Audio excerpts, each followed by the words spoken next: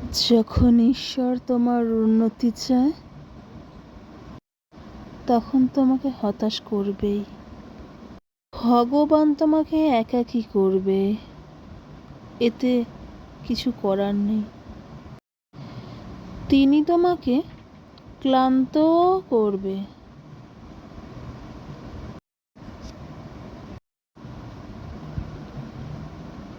আবার তিনি তোমাকে অসুস্থতাও ফেলবে। অথচ দেখো,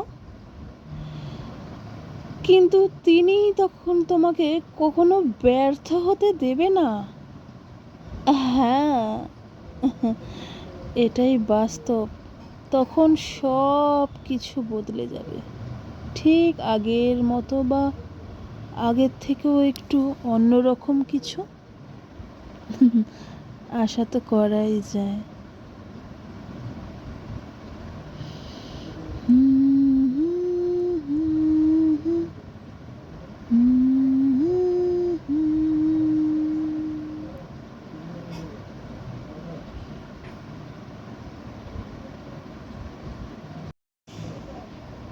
হ্যাঁ, এটাই বাস্তব, যেটা সবার ক্ষেত্রে মেনে নিতে হয়।